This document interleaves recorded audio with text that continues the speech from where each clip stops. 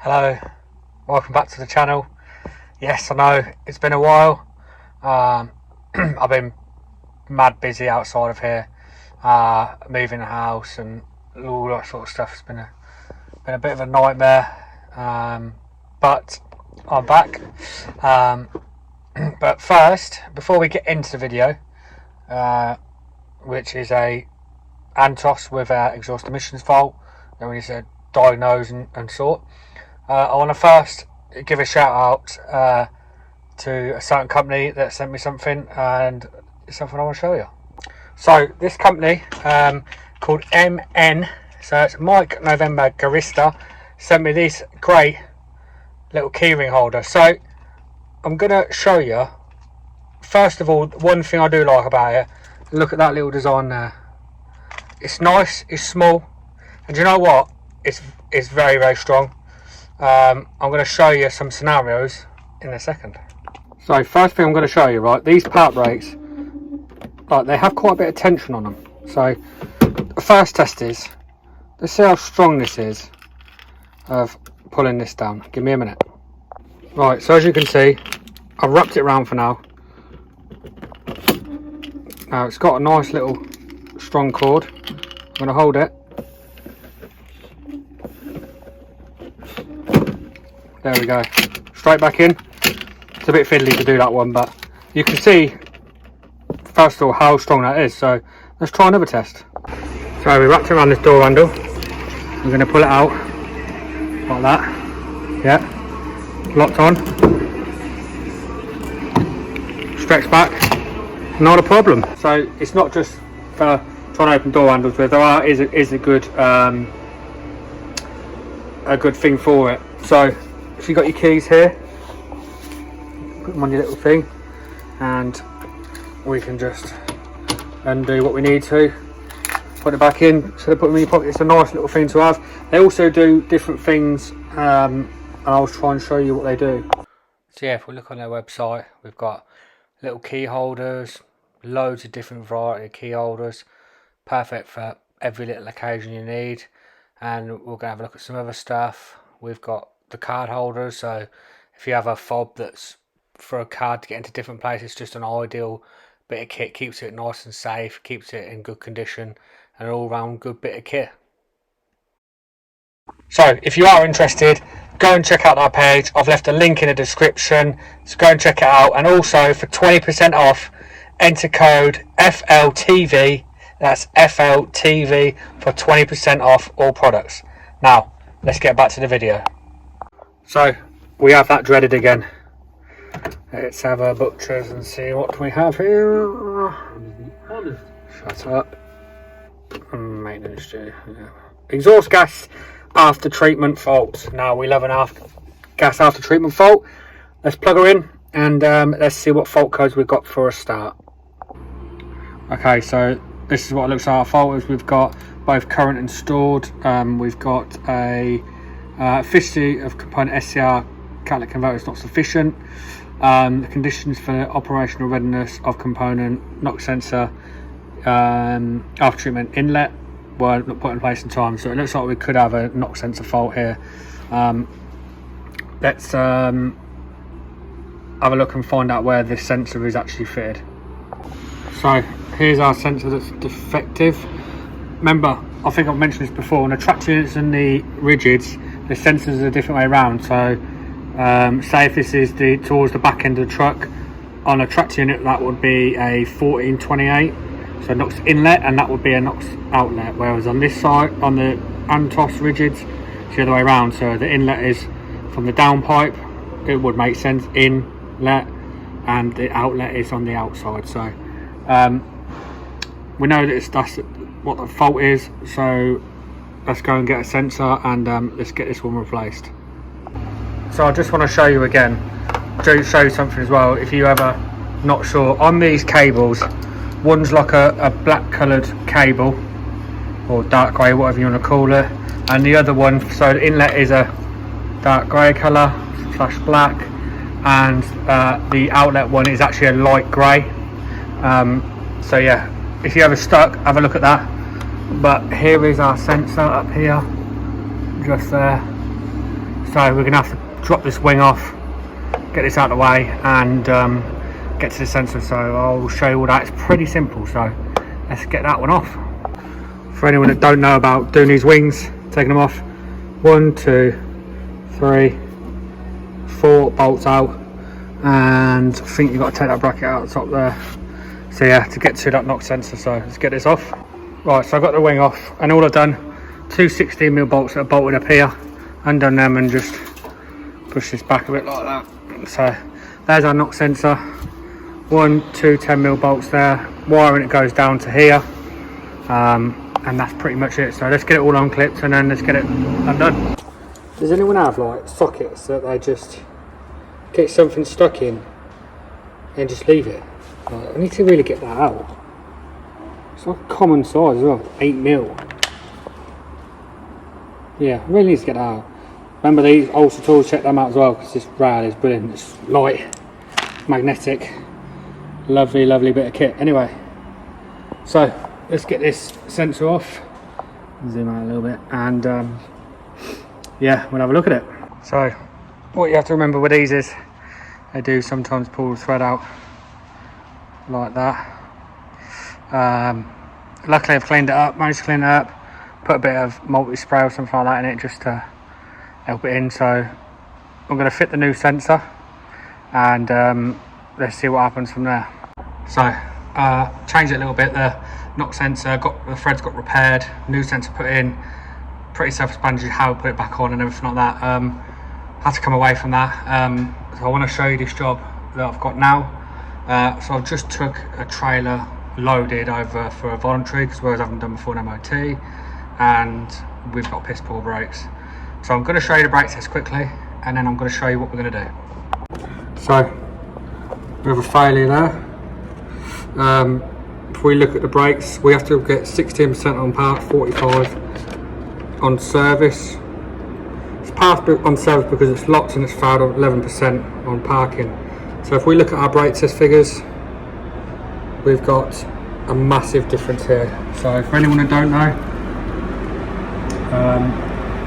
these are what we should be around. These are loaded, and you can see the difference here and the difference here. It's not so much of a difference there, but that is a huge difference. So we're looking at offside parking. So we've probably got, well no, it's not probably about it, we have got a faulty brake chamber there.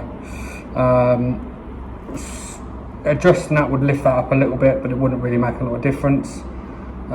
So I would assume that there's a possible spring brake chamber snapped in there, or it's failed completely. So I'm going to do, let me turn the camera around. So yeah, we've obviously got a chamber that's gone. What side was it? Offside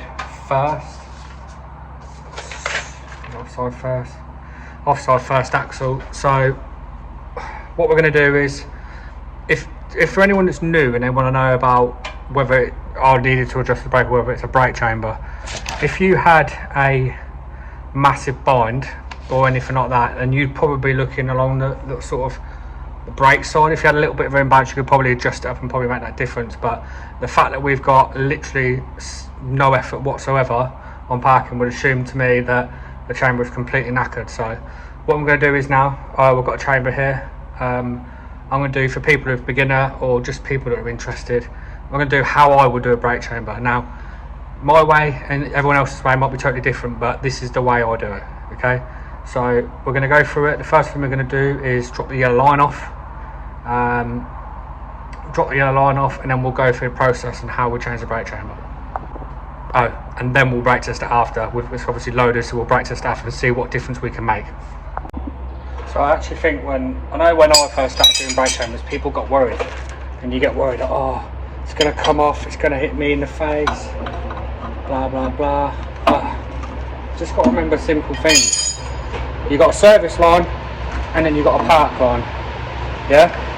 And then when you have the park brake on, so when the park brake's off, sorry, so you've got no handbrake technically on the trailer on, all you're doing then is putting air into it to hold that spring off, to close that spring up. Yeah, so we're not putting any pressure on. As soon as you take put the park brake on, you're taking that air away, that spring expands, pushes out here, which pushes your brake on. Yeah, so as long as you remember that, like I say, it can be daunting if you've not done one before. You know, I understand it can be a little bit daunting, but fuck me, that pipe's tight. Yeah, there's nothing to really worry about so much. Just got to remember them simple things. So all I'm doing now, I'm cracking the pipes.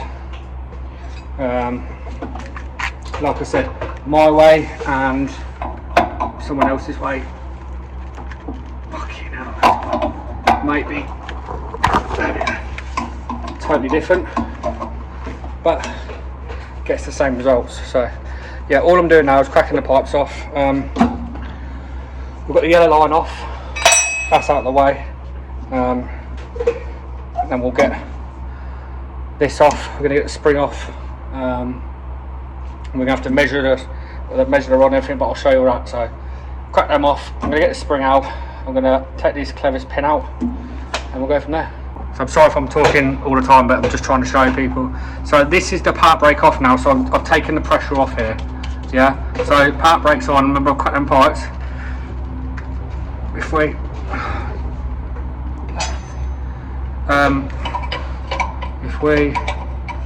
do that has air in it now. Okay, so the part brake's on, took the pressure out. Gonna get this clevis pin out here, get this spring off. Look, that's a bit looser now, so we can get that off, and I'll come back to you when I've got them out. So I do have a problem. It's just seized in here. Happens. Tried a bit of multi-spray, we're going to call it, lube it a little bit, but it's being a bit tight, so I'm going to give it a little bit of heat, see if we can't knock it out that way. So just want to reiterate again, people's way of doing it is totally the same. A lot of people will put a wind-off tool in the back of the chamber and wind it off, but this is just the way I do it. So I have to heat this up, knock the pin out, which is here. Here's my pin, which is still fucking hot. So all I'm doing now is cracking these nuts off. The pipe's already cracked off. I'm going to undo them, and then let the chamber hang, put the part brake on, just push it out, and do it that way. A lot of people might wind it back in with the tool, which we could do, but everyone has their own different ways. Actually, no, let's do it that way for a change. Let's get a tool and put it in the back. So for anyone that isn't sure, this is a wind-off tool for a brake chamber. If you look at most HGV technician buses people, they'll have these in their box. So all you do is put it in the back and then twist it so it locks in, and then washer on the back, and I'll show you. Washer on the back. I've got to put the part brake back on. Wind it off, but it's fucking stuck now. So yeah, in here, and then like that, twist it, and that's locked in. Yeah. So let's wind this off. Oh, if you're never not sure about what brake chambers put on, a lot of them here say 2430. So you can diagnose which chamber it is. So yeah, use that tool if you want. It's quite simple. I'm going to actually just do it my way because that's the way I do it. So I'm going to undo the nuts now. Remember also, when you are doing with these, be fucking careful. If you ain't sure, don't fuck about with it. It'll take your head off. Literally take your head off. So don't mess about with it. Get someone to help you if you're not sure. So I'm going to do the nuts and let's get this chamber off. So if you look here, what I did, just got the just hanging there. Put the rod just above. Yeah. So it's just out of the way. You don't want to put it on this slack adjuster because it was ramming straight back out again. So that's part brake off, as you can see. It's wound it all the way out. We're going to take the pipes off now, and we'll put it on the floor. So here's our chamber off. You can hear that spring is absolutely shagged in there. For people who aren't sure about putting pipes on, I just thought I'd mention this as well. On the chamber somewhere, there should be numbers like 1, 2 and 1, 1. 1, 1's your service line, and 1, 2 is your emergency. This is quite easy to sort of really not get mixed up because it's got a test point on there. You're only going to have a test point for service when we do air pressure check. So we know that's shagged, so let's go and get the new chamber. So here's our new chamber.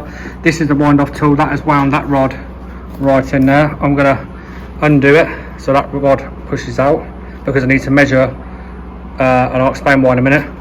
There's our new yoke we need to put on. So a 2430 chamber, service and emergency, yeah. So yeah, let's get it all in. We'll get this rod out first, so 19mm on these, and then we'll wind that out. So I actually just want to show you this. I just noticed on the chamber, this arm using part, which is that. As long as you use that tool in the back, you'll never actually go wrong. I shouldn't really use it, but it's just the way I do it. But that tool will it's also just going to wind it back no matter what. So, and where is it? There. Injury or death may from mishandling.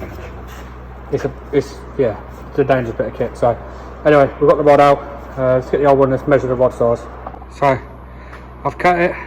Did I cut it with a hacksaw? No, of course I didn't. We literally just wind this new one on like that, and then we'll make sure we tighten that nut up. I've done that in the past, fit the brake chamber, not tighten the nut up. So we'll secure this down, we'll tighten the nut up. Actually, I'm not actually going to do that until we've got it on, so I can line this all up. So that's that. And let's get the new one on. Right, so what I've done now is I've got the pipes in. I've put the nuts on a couple of threads. It's out of the way. I'm going to put the part brake off and then see what happens.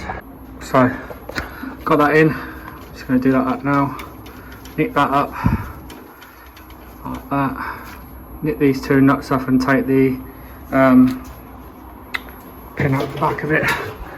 We'll put it in because we need to pull the rod further back to line it up with the slack adjuster. So whiz that up and we'll take it out the back.